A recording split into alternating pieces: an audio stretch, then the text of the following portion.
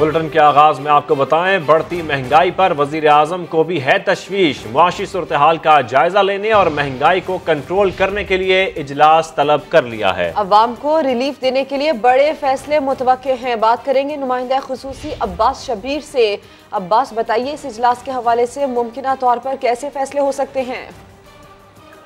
देखिए, पेट्रोलियम मसनूआत में इजाफा और मुल्क में बढ़ती हुई महंगाई के पेश नज़र इमरान खान ने एक बड़ा फैसला किया है। फौरी तौर पर एक हंगामी इजलास तलब किया है अपनी माशी टीम का।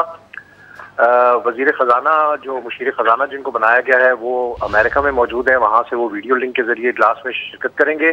बाकी वफाकी वज़रा भी होंगे। अवाम को किस तरीके से रिलीफ देना है फौरी तौर पर, क्योंकि काफ़ी तनकीद की जा रही है अपोजिशन की तरफ से भी, तो इस तनकीद के बाद ये इजलास बुलाया गया है और इसमें ये फैसले किए जाएंगे कि अवाम को किस तरीके से रिलीफ दिया जाए।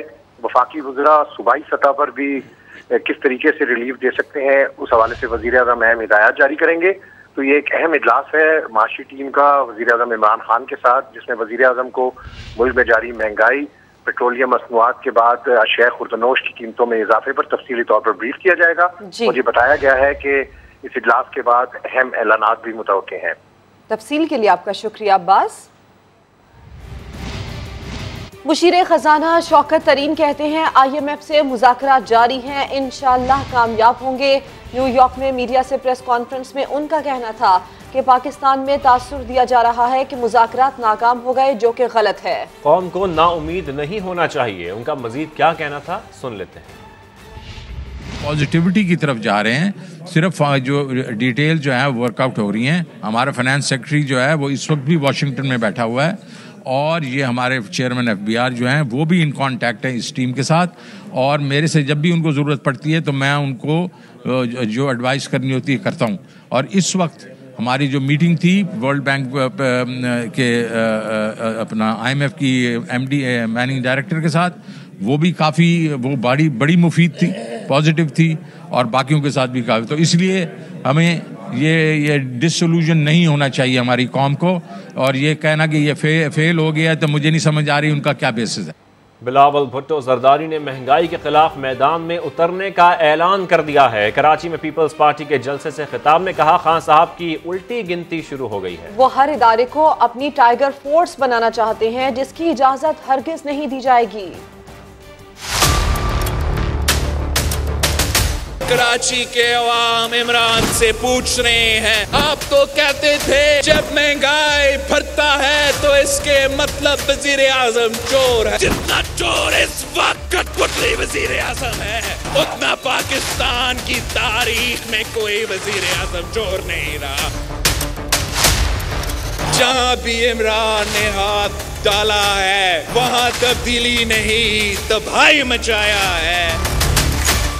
मैं आपको बताना चाहूंगा कि खान साहब मुल्क का हर इदारा को, पूरा पाकिस्तान को वो टाइगर फोर्स बनाना चाह रहा है। कोई इदारा नहीं बचा, आज भी अपना कोशिश चल रहा है। हम खान साहब को इजाजत नहीं देंगे। पाकिस्तान पीपल्स पार्टी एहतजाज पे निकली है, उल्टी गिनती शुरू हो चुकी है।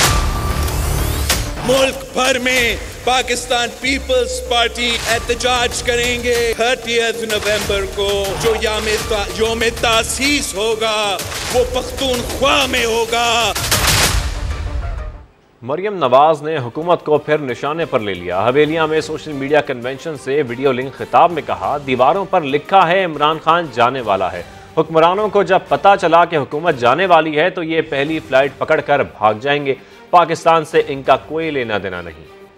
जैसे ही इनको ये पता चला कि ये हुकूमत जाने वाली है, ये दुम दबाकर अभी पाकिस्तान से पहली फ्लाइट पकड़ेंगे और निकल जाएंगे, क्योंकि ये हुकूमत करने आए हुए, इनका पाकिस्तान से कोई लेना देना नहीं। मरियम नवाज की एक बार फिर हुकूमत पर तनकीद।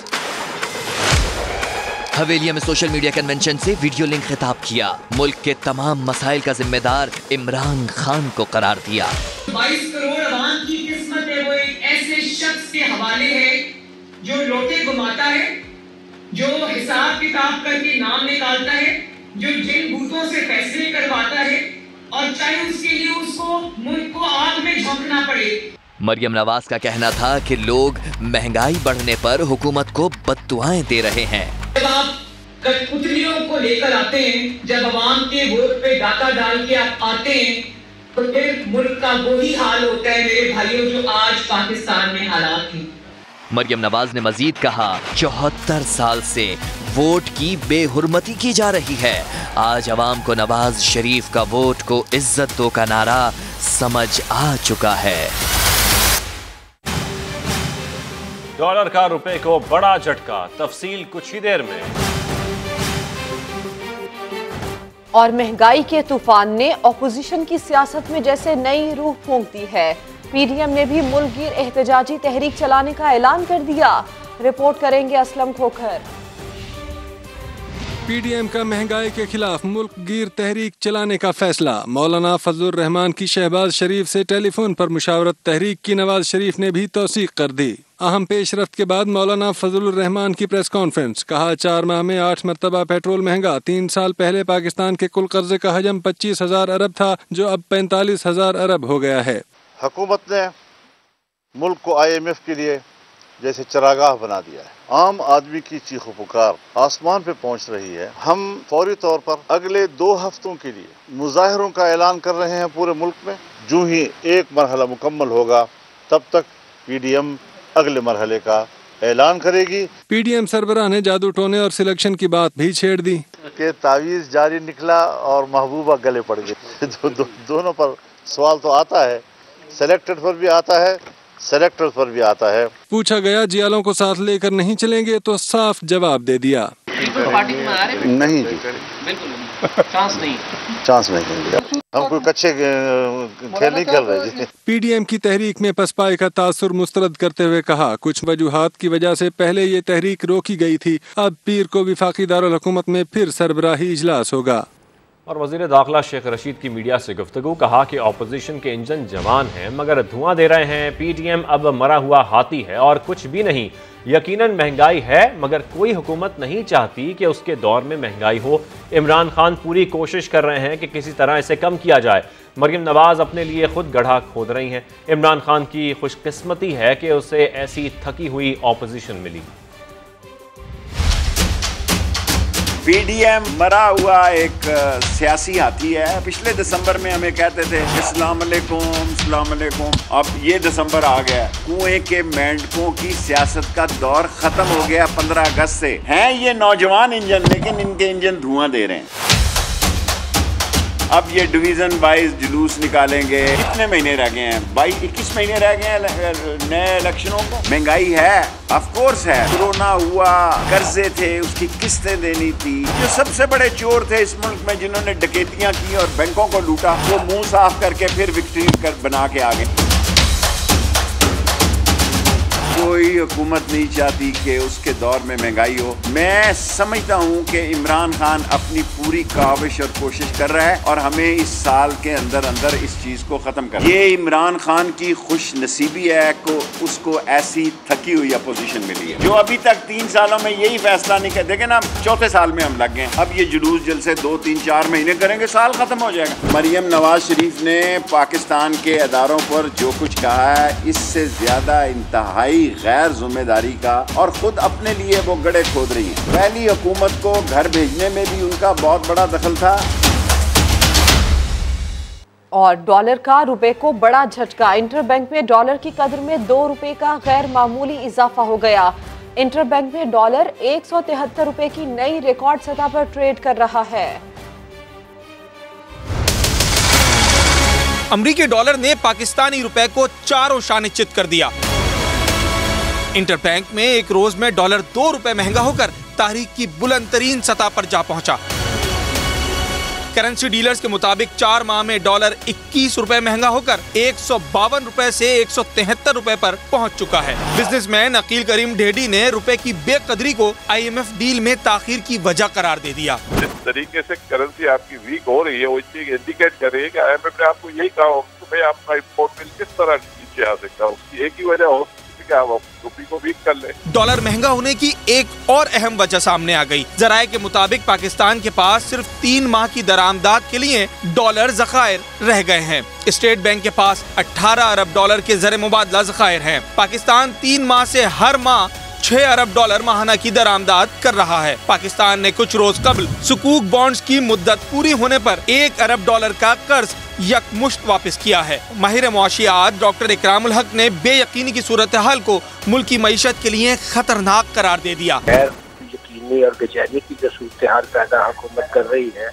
उसकी वजह से हमारे यहाँ जो है वो रुपए की बेकदरी होती चली जा रही है। मुशीर खजाना शौकत तरीन एतराफ कर चुके हैं कि IMF से डील के लिए रुपए की कदर गिराई। शौकत तरीन और गवर्नर स्टेट बैंक रजा बाकर IMF से डील के लिए वॉशिंगटन में मौजूद हैं। आगे बताएंगे माफिया के खिलाफ क्रैकडाउन और मुल्क में महंगाई क्यों है। असद उमर ने वजूहात बता दी। प्रेस कॉन्फ्रेंस में कहा कि दुनिया भर में महंगाई की गैर मामूली सूरत हाल है। खाने पीने की चीज़ों और दीगर अशिया की पैदावार कम हुई है। तेल की कीमतों में आलमी सतह पर 81% और पाकिस्तान में सिर्फ 17% इजाफा हुआ। दूसरी चीज़ों की कीमतें भी पाकिस्तान में दुनिया भर की निस्बत कम बढ़ाई गई। महंगाई कम करने के लिए मजीद इकदाम किए जा रहे हैं। इस्लामाबाद में मीडिया से गुफ्तगू करते हुए उन्होंने मजीद क्या कहा, सुनते हैं।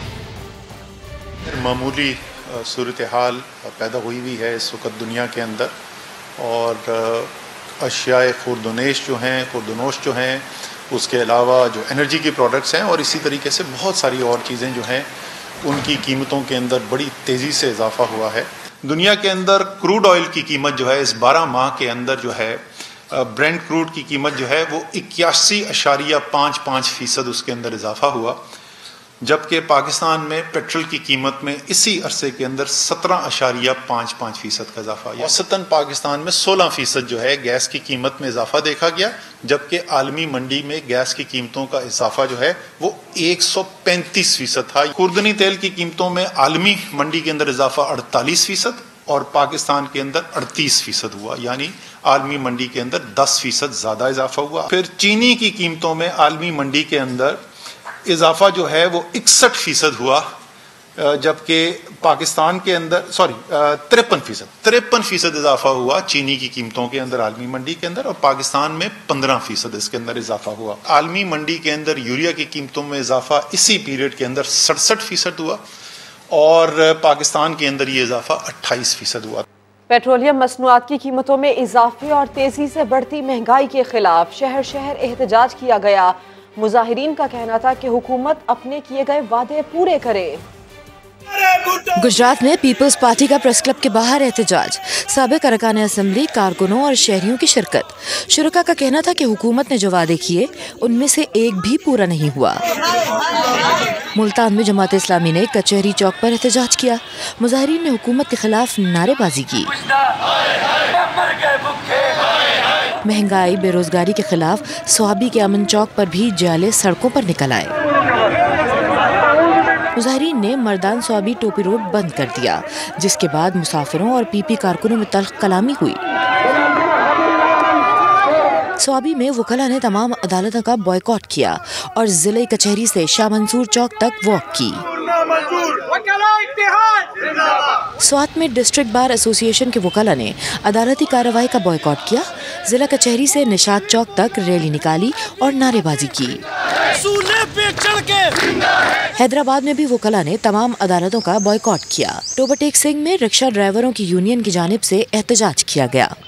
आगे बढ़े आपको बताएं, ऑपोजिशन लीडर शहबाज शरीफ का कहना है कि यह हुकूमत जितनी देर इक़्तिदार में रहेगी इकॉनमी मजीद तबाह होगी। लाहौर की एहतसाब अदालत में पेशी के बाद गुफ्तगू में हमजा शहबाज ने भी हुकूमत के खिलाफ सड़कों पर निकलने का कह दिया। बोले खलक़े खुदा पर जुल्म हो रहा है, महंगाई ने अवाम का जीना मुश्किल कर दिया है। अरशद अली की रिपोर्ट।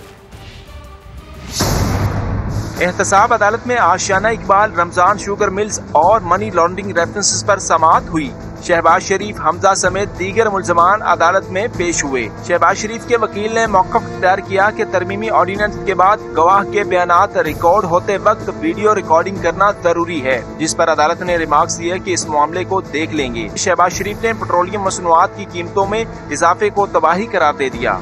हुकूमत तो बिल्कुल नाकाम हो चुकी है, जितनी देर रहेगी इकॉनमी और तबाह हो जाएगी। हमजा शहबाज ने अदालती पेशी के मौका पर कहा कि हुकूमत के खिलाफ अब सड़कों पर निकलना होगा, खल्के खुदा पर जुल्म किया जा रहा है। अब इंशाल्लाह अमली तौर पर अवाम के साथ सड़कों पर निकलेंगे और इस हुकूमत का मुहासबा करेंगे जो इन्होंने खल्के खुदा के साथ जुल्म किया है, महंगाई का जुल्म ढाकर, तो इंशाल्लाह अब इनको मंतकी अंजाम तक पहुंचाएंगे। एहतसाब अदालत में अपोजिशन लीडर शहबाज शरीफ और हमजा शहबाज की पेशी के मौका पर सिक्योरिटी के सख्त इंतजाम किए गए थे। कैमरामैन खावर महमूद के साथ अरशद अली, समा, लाहौर। अब आपको ये भी बता दें कि मौजूदा माली साल के पहले 3 महीनों में टेक्सटाइल बरामद में 27.41% इजाफा हुआ, जबकि ग़िज़ाई अशिया की बरामद भी 26% बढ़ गई हैं। विफाकी इदारा बराए शुमारियात ने पहली छमाही में टेक्सटाइल और खाने पीने की अशिया की बरामद से मुतालिक रिपोर्ट जारी कर दी। रिपोर्ट के मुताबिक 3 माह में 724 अरब 74 करोड़ रुपए का धागा और गारमेंट्स एक्सपोर्ट की गई। 167 अरब रुपए की ग़िज़ाई अशिया भी बरामद की गई। बासमती चावल, फल, सब्जियों, गोश्त, तंबाकू और मसालों की बरामद में इजाफा हुआ। 69 अरब रुपए के चावल जबकि 18 अरब 65 करोड़ के फल बरामद किए गए। गोश्त की बरामद का हजम 12 अरब 85 करोड़ रुपए, सब्जियों का 8 अरब रहा, जबकि 3 अरब 81 करोड़ रुपए के मसाले भी बरामद किए गए। वज़ीर आला जाम कमाल के साथ हैं और रहेंगे। चेयरमैन हज़ारा डेमोक्रेटिक पार्टी अब्दुल खालिक ने नाराज अरकान को साफ जवाब दे दिया। कहा तहरीक अदम एतमाद का हिस्सा नहीं बनेंगे। कोयटा में नाराज अरकान के वफ़द ने HDP के अरकान असम्बली से मुलाकात की और तहरीक अदम एतमाद में साथ देने की दरख्वास्त की, जिस पर सूबाई वज़ीर खेल अब्दुल खालिक हज़ारा ने कहा कि बहैसियत सियासी जमात पार्टी के दरवाजे हर किसी के लिए खुले हैं। बलोचिस्तान अवामी पार्टी के तमाम अरकान हमारे लिए काबिल एहतराम हैं, लेकिन हम हुकूमत के इत्तेहादी हैं और इस सियासी बहरान में जाम कमाल खान का साथ देंगे। सुप्रीम कोर्ट ने नूर मुकद्दम कत्ल केस के मरकजी मुलजिम जाहिर जाफर की वालिदा इस्मत जाकिर की जमानत मंजूर कर ली। 10 लाख के मचलके जमा करवाने का हुक्म दिया। मुलजिम के बाप जाकिर जाफर की दरखास्त जमानत वापस लेने की बुनियाद पर निपटा दी गई। मुकदमे का 2 माह में ट्रायल मुकम्मल करके इस्लामाबाद हाई कोर्ट के हवाले करने का हुक्म बरकरार रहेगा। जुल्करनैन इकबाल की रिपोर्ट। नूर मुकद्दम कत्ल केस में बड़ी पेशरफ्त। मरकजी मुलजम जाहिर जाफर की वालदा को खातून होने का फायदा मिल गया। सुप्रीम कोर्ट ने 10 लाख के मुचलकों के एवज दरखास्त जमानत मंजूर कर ली। मुलजिम के वालिद जाकिर जाफर ने दरखास्त जमानत ही वापस ले ली। मुलजमान के वकील ख्वाजा हारिस ने दलाल दिए कि इस्मत जाकिर और जाकिर जाफर पर सिर्फ कत्ल छुपाने और पुलिस को इतला न देने का इल्जाम है। मुलजिम का बयान और कॉल्स रिकॉर्ड ही शवाहिद हैं। जस्टिस मंसूर अली शाह ने रिमार्क्स दिए, मुमकिन है कॉल पर वालिद कत्ल का कह रहा हो, ये भी मुमकिन है कत्ल से रोक रहा हो। मुदई के वकील शाह खावर ने कहा मुलजमा चाहती तो कत्ल रुकवा सकती थी। जस्टिस उमर अता बंदयाल ने रिमार्क्स दिए, बज़ाहिर मां के जुर्म में शामिल होने के शवाहिद नहीं। अदालत ने इस्मत जाकिर को खातून होने की बुनियाद पर जमानत दे दी। जस्टिस मंसूर अली शाह ने रिमार्क्स दिए, मुलजम के वालिद को जमानत नहीं दी जा सकती, मुमकिन है वो गवाहों पर असरअंदाज हों। अदालत ने मुलजमान के वकील की हाई कोर्ट का फैसला मुअत्तल करने की इस्तदा मुस्तरद कर दी। करार दिया कि अदालत हाई कोर्ट के 2 माह में ट्रायल मुकम्मल करने के फैसले में मुदाखलत नहीं करेगी। जस्टिस काजी मोहम्मद अमीन ने रिमार्क्स दिए, फौजदारी मुकदमा 3 दिन का केस होता है, यहाँ 2-2 साल ट्रायल ही मुकम्मल नहीं होने दिया जाता।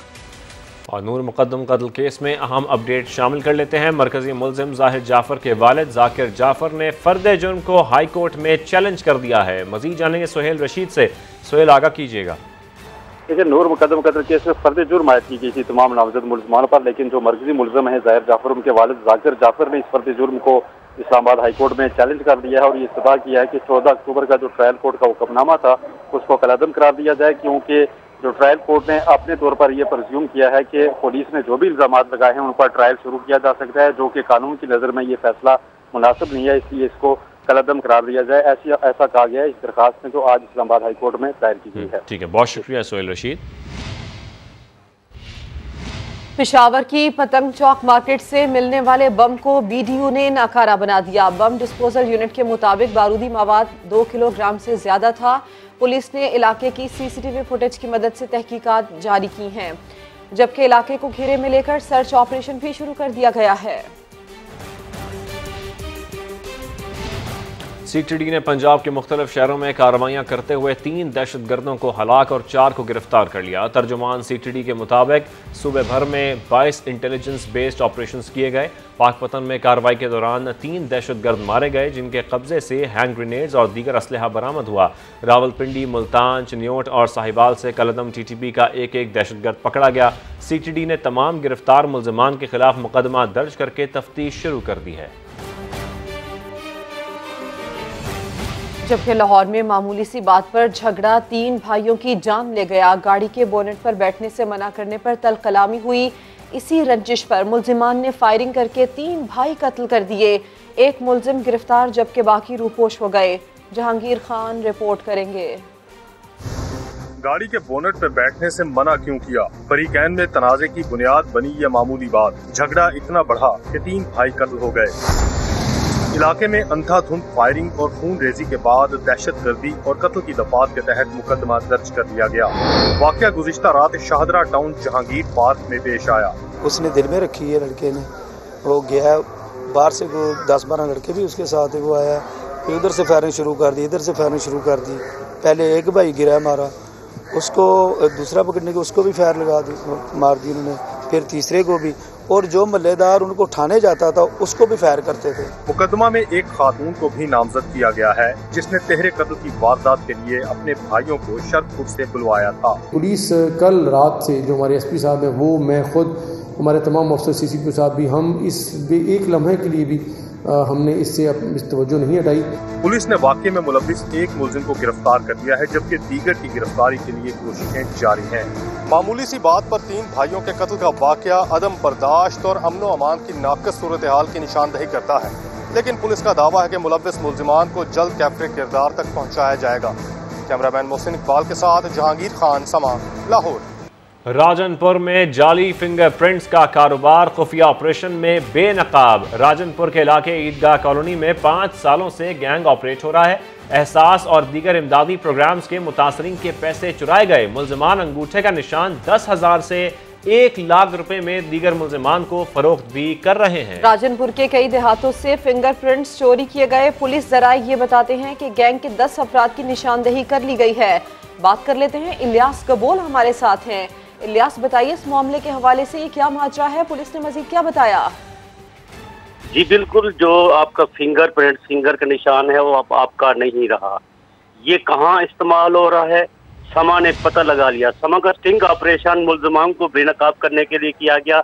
ये जो जाली फिंगरप्रिंट्स ये मुख्तलिफ ज़राए से ये गैंग्स हासिल करते हैं, खवातीन को सिमों के नाम पर या लालच देकर या दूसरे इदारों से ये मुख्तलिफ ज़राए से हासिल करने के बाद इनको एक जाली फिंगरप्रिंट्स सिलिकॉन पे ये उतारते हैं। उसके जरिए ये आपके accounts, Benazir beneficiaries, income support programme, Ehsaas Imdad, एहसास कफालत, वसीला प्रोग्राम, ये तमाम जो वतन कार्ड्स या खिदमत कार्ड्स के ना जो भी बेनिफिशरीज थे उनके पैसे डिवाइसेस के जरिए निकाल लेते हैं।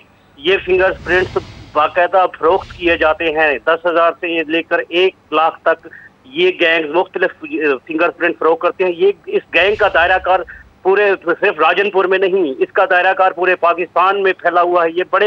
ये गैंग जो हमने आज मंजर-ए-आम पर ला रहे हैं, ये इसका जो दायरा कार है पूरे पाकिस्तान में बड़े पैमाने पर ये कारोबार हो रहा है। आपके फिंगर फरोख्त हो रहे हैं, आपके नाम पर जाली सीमें निकाली जा रही हैं। ये बताइएगा, ऐसे में पुलिस क्या कार्रवाइयां कर रही है इनके खिलाफ? जी बिल्कुल, पुलिस ने जो है गैंग के मेंबरान की निशानदही कर ली है। जल्द ही एक जो ऑपरेशन है बड़े पैमाने पर आपको समा की स्क्रीन पर नजर आएगा। इनके खिलाफ जो है मुख्तलिफ ट्रेसेस कर ली गई हैं। इनकी जगह जहाँ पर ये सिमों के जरिए डिवाइसेस पे लगा के लोगों को पैसे निकाल लेते हैं। बेवा खवातीन, नादार और माजूर अफराद के पैसे निकालते थे। जल्द ही जो है इस गैंग को हम जब मंजर-ए-आम पर लाए तो पुलिस ने यकीन दहानी कराई, कानून नाफिज करने वाले इदारों ने यकीन दहानी कराई कि जल्द ही जो है ये गैंग कानून के कटहरे में होगा। जी इलियास, मुकम्मल तफसील के लिए आपका शुक्रिया। और कराची में बोरियों के बाद संदूक बंद लाशें मिलने के वाकयात शुरू हो गए। 1 माह के दौरान 2 अफराद को कत्ल के बाद लाशें संदूक में बंद करके फेंक दी गई, मगर सिंध पुलिस के पास लाशों की शनाख्त का कोई मैकेनिज्म मौजूद नहीं। कराची में 1 माह में संदूक में 2 लाशें मिली। गुज़िश्ता रोज स्कीम 33 से तशद्दुद लाश मिली। मकतूल को छुरी के वार से कत्ल किया गया, शनाख्त न हो सकी। पुलिस के मुताबिक 2 से 3 दिन पुरानी लाश के फिंगरप्रिंट्स मिट गए हैं। DNA की मदद से शिनाख्त करने की कोशिशें जारी हैं। 17 सितंबर को फेडरल बी एरिया में संदूक से मिलने वाली लाश की शिनाख्त भी अब तक ना हो सकी। सिंध पुलिस के पास लाशों की शिनाख्त का कोई मैकेनिज्म मौजूद नहीं है। CPLC शिनाख्त प्रोजेक्ट में भी सिर्फ फिंगरप्रिंट तक महदूद है। दोनों अफराद को कत्ल के तरीकाकार में मुमासलत पाई जाती है।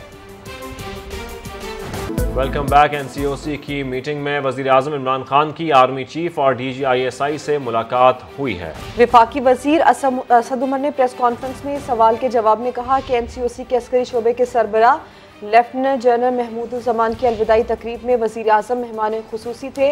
तकरीब में आर्मी चीफ और DGISI भी शरीक हुए। NCOC की भी मीटिंग थी आपकी, तो उस मीटिंग के दौरान या उससे पहले बाद में प्राइम मिनिस्टर, आर्मी चीफ और ISI चीफ की वहाँ पे मुलाकात हुई है? जी बिल्कुल। वहाँ पर आज सेरेमनी क्या थी, आज मेरे जो नेशनल कमांडर थे NCOC के, जो मिलिट्री कंपोनेंट को हेड करते थे NCOC के, आज उनका आखिरी वर्किंग डे था लेफ्टिनेंट जनरल महमूदुज़्ज़मान का। मैं बल्कि इसका फ़ायदा लेते हुए एक दफ़ा फिर उनकी खिदमात को सराहना चाहता हूँ। तो उस इवेंट के लिए NCOC में हमने वज़ीर आज़म को एज चीफ गेस्ट दावत दी थी और आर्मी चीफ और DGI भी वहाँ पर मौजूद थे। अब आपको बताएं, लाहौर में डेंगू केसेस की तादाद 5000 से तजावज़ कर गई है। जिना अस्पताल और सर्विसेज अस्पताल मरीजों से भर गए हैं। तर्जुमान महकमा सेहत पंजाब के मुताबिक लाहौर में 24 घंटे के दौरान डेंगू के 204 केसेस रिपोर्ट हुए। लाहौर में केसेस की तादाद 5078 हो गई। 2000 डेंगू केसेस गुज़िश्ता रात एक हफ्ते में रिपोर्ट हुए हैं। गुज़िश्ता रोज़ डेंगू से लाहौर में 1 मौत भी रिपोर्ट हुई। तर्जुमान के मुताबिक लाहौर के अस्पतालों में डेंगू के 854 मरीज ज़ेर इलाज हैं। ज़िला इंतज़ामिया के मुताबिक गुज़िश्ता रोज़ लाहौर के 1596 मकामात से डेंगू लार्वा तलब किया गया। मुल्क में कोरोना से एक दिन में मजीद 11 मरीज इंतकाल कर गए। मजमूई अमवात 28,280 हो गई। NCOC के मुताबिक गुज़श्ता रोज़ 39,902 टेस्ट किए गए। 663 नए केसेस रिपोर्ट हुए। मुस्बत केसेस की शरह 1.66% रही। तो आपको बताएं, समा की खबर का असर। हुकूमत सिंध ने मंगोपीर मियांवाली कॉलोनी में नया हाइड्रेंट खोलने का फैसला वापस ले लिया है। महकमा बल्दियात के आला हुकाम ने वाटर बोर्ड हुकाम को हिदायत दे दी हैं। मजीद जानते हैं समा के नुमाइंदे मोहम्मद अली हफीज से। अली हफीज, समा ने हाइड्रेंट खोलने और इलाके में पानी की किल्लत का मामला उठाया था, क्या तफसीलात हैं आपके पास? मंगोपीर कॉलोनी है, मियांवाली कॉलोनी इसका इलाका था। यहाँ पर हुकूमत सिंध नया हाइड्रेंट खोलने जा रही थी। समा ने मामला उठाया कि हाइड्रेंट खोलने के बाद न सिर्फ इलाके में पानी की किल्लत होगी बल्कि शहर में पानी का मजीद बुरान जो है वो शिद्दत इख्तियार कर जाएगा। जब समा ने मामला उठाया तो एडमिनिस्ट्रेटर कराची है मुर्तज़ा सिद्दीकी, उन्होंने जो है नोटिस भी लिया था। अब जो है हुकूमत सिंध ने बाकायदा जो है फैसला किया है कि कराची के अंदर डिस्ट्रिक्ट वेस्ट के अंदर नया वाटर हाइड्रेंट जो है वो नहीं खोला जाएगा। बाकायदा जो है MD वाटर बोर्ड को हिदायत जारी कर दी गई है। MD वाटर बोर्ड जो है हाइड्रेंट की नीलामी का जो इश्तिहार है, मनसूखी इश्तिहार जो है वो जारी कर रहे हैं। अहम तरीन सामान उठा रहा है कि डिस्ट्रिक्ट वेस्ट की मियांवाली कॉलोनी में नया हाइड्रेंट खुल रहा है, जिससे जो है इतराफ के इलाकों में पानी का बुरान शिद्दत कर जाएगा। अब समा की खबर पे जो है हुकूमत सिंध ने फैसला किया कि नया हाइड्रेंट। बहुत शुक्रिया आपका। कुछ मौसम की बात। मुजफ्फराबाद समेत आज़ाद कश्मीर के बालाई इलाकों में बारिश और बर्फबारी का सिलसिला दूसरे रोज भी जारी रहा। शदीद बर्फबारी के बायस मुख्तलिफ सयाहती मकामात बंद हो गए। बाबूसर टॉप पर आज भी बर्फबारी हो रही है। वादी नीलम के बुलंद सयाहती मकामात में बर्फबारी के बाद राब्ता सड़कें बंद हो गई हैं। इंतजामिया की तरफ से बारिश के दौरान सयाहों को मोहतात सफर की हिदायत की गई है। गिलगित बल्तिस्तान में बाबूसर टॉप पर अब तक 1 फुट तक बर्फ पड़ चुकी है। जिला इंतजामिया ने नारान बाबूसर शाहरा को ट्रैफिक के लिए बंद कर दिया है, जबकि बर्फबारी के बायस बाबूसर टॉप पर फंसे मुसाफिरों को जिला इंतजामिया ने महफूज मकाम पर मुंतकिल कर दिया है। पंजाब हुकूमत ने बल्दियाती इदारों को फाल करने का फैसला कर लिया। वज़ीर आला पंजाब की ज़ेर सदारत आला सतही इजलास में बल्दियाती इदारों को फाल करने के हवाले से अहम फैसला किया गया। मजीद जानेंगे समा के नुमाइंदे मोहसिन बिलाल से। मोहसिन बिलाल, बताइएगा इस हवाले से। जी बिल्कुल, वज़ीर आला पंजाब सरदार उस्मान निज़ार की ज़ेर सदारत इंतहाई अहम इजलास हुआ, जिसमें वज़ीर बल्दियात महमूद रशीद, सेक्रेटरी बल्दियात और दीगर आला हुकाम ने शिरकत की। और इजलास में ये अहम फैसला किया गया है कि फिलफौर जो बल्दियाती अदारे हैं उन्हें फाल किया जाए। और वज़ीर आला पंजाब की जानिब से आज ही महकमा बल्दियात को ये हदायत जारी की गई हैं कि फौरी इसका नोटिफिकेशन भी जारी किया जाए और उसके साथ साथ जो एडमिनिस्ट्रेटिव पावर्स है वो भी विड्रा की जाए। जी ठीक है, बहुत शुक्रिया आपका। एक ब्रेक के बाद हाजिर होंगे हेडलाइंस के साथ। देखते रहिए समा।